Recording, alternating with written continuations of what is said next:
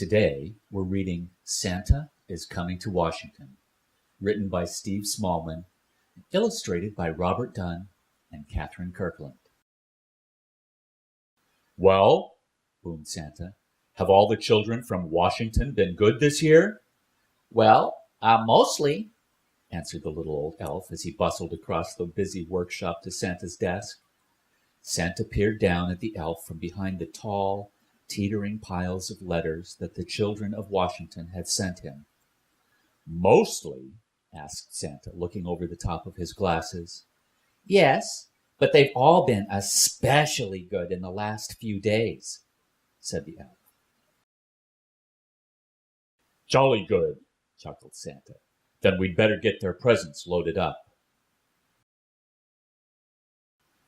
Even though the sack of presents was really, really big, and the elves were really, really small, they seemed to have no trouble loading it onto Santa's sleigh. Though how they managed to fit such a big sack onto one little sleigh, even they didn't know. But somehow they did. Splendid, boomed Santa. We're ready to go. Not quite, Santa, said the little old elf. One of our reindeer is missing. Missing? Which reindeer is missing? Asked Santa. The youngest one, Santa, said the elf. It's his first flight tonight. I've called him, but just then a young reindeer strolled up, munching on a large carrot. Where have you been? Asked Santa.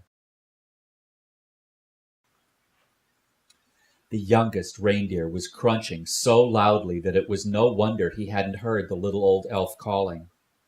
Oh, well, never mind, said Santa, giving the reindeer a little wink. He took out his Santa nav and tapped in the coordinates for Washington. This will guide us to Washington in no time. Crunch, crunch, crunch. With a flick of the reins and a jerk of the harness, off they went, racing through the sky. Ho, ho, ho, laughed Santa. We'll soon have these presents delivered to the Evergreen State. Santa's sleigh flew through the starry night, heading south across the Arctic Ocean. On they flew in the crisp, wintry air over Edmonton. In the wink of an eye, the sleigh was flying above Kelowna and onto the Wenatchee National Forest. The youngest reindeer was very excited. He had never been away from the North Pole before.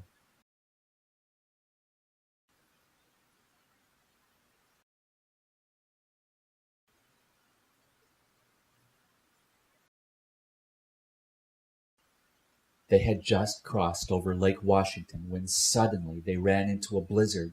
Snowflakes whirled around the sleigh. They couldn't see a thing. The youngest reindeer was getting a bit worried, but Santa didn't seem concerned. In 2 miles, said the Santa nav in a bossy lady's voice, keep left at the next star. But, ma'am, Santa blustered, I can't see any stars in all this snow. Soon they were hopelessly lost. Even then, through the howling blizzard, the youngest of reindeer heard a faint, ringing sound. Ding dong! He looked over at the old reindeer with the red nose, but he had his head down. Red nose. I wonder who that could be.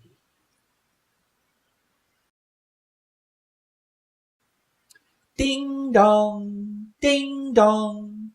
There was that sound again, like church bells ringing. The youngest reindeer turned around to look at Santa, but Santa wasn't listening. He seemed to be arguing with a little box with buttons on it. With a flick of the harness and a jerk of the reins, the youngest reindeer gave a sharp tug and headed off toward the sound of the bells, pulling Santa and his sleigh behind him. "Whoa!" cried Santa, pulling his head straight. "What's going on?" Then, to his surprise, he heard the ringing sound. "Well done, young reindeer," he shouted cheerfully. "It must be the bells of St. James Cathedral in Seattle. Don't worry, children. Santa is coming. Then, suddenly, crunch! The sleigh hit something as it plummeted through the snow clouds. "You have arrived," said the Santa Nav unhelpfully. Finally, when the snow had died down and the clouds parted, Santa discovered exactly where they were. Stuck right at the very top of the Space Needle. "Everybody pull!" The reindeer pulled with all their might until at last, with a screeching noise, the sleigh scraped clear of the needle, and Santa steered them safely over the Pacific Science Center, above Broad Street, along Queen Anne, and down into David Rogers Park. Luckily, there was no real damage done, but the packages had all been jumbled up. Santa quickly sorted the presents into order again. "All right," said Santa. "Thanks to this young reindeer, I know where we are now. Don't worry, children. Santa is coming." Santa drove his sleigh expertly from rooftop to rooftop all over Washington, popping in and out of chimneys as fast as he could go, which was pretty fast for a chubby fellow. There were big chimneys in Bellevue and small chimneys in Spokane. He squeezed down thin chimneys in Tacoma and plummeted down fat chimneys in Vancouver. The youngest reindeer was amazed at how quickly they went. Santa never seemed to get tired at all, and it looked like the children in Washington were going to be very lucky this year. But the youngest reindeer was starting to feel a bit weary and quite hungry, too. In house after house, Santa delved inside his sack for packages of every shape and size. He piled them under the Christmas trees and carefully filled up the stockings with surprises. In house after house, the good children of Washington had left out a plate of cookies, a small glass of milk, and a big, crunchy carrot. Santa took a little bite out of each cookie, a tiny sip of milk, wiped his beard, and popped the carrots into his sack.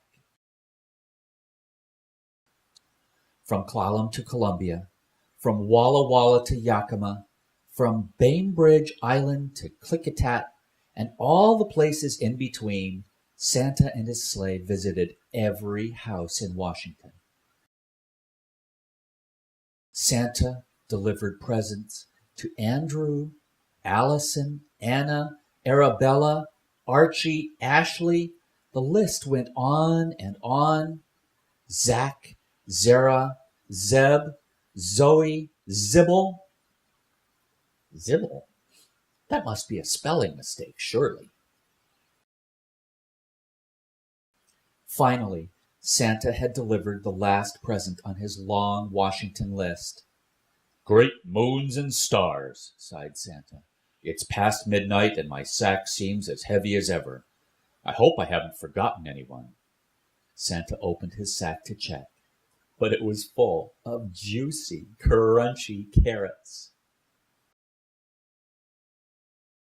Santa divided the carrots among all the reindeer. "Well done," he said, patting the youngest reindeer gently on the nose. But the youngest reindeer didn't hear him. He was too busy munching. Then it was time to set off for home. Santa reset his Santa Nav for the North Pole, and soon they were speeding over Mount Rainier, past Port Townsend, and over Friday Harbor through the crisp, starry night. "Ho, ho, ho," laughed Santa. "Merry Christmas, Washington!"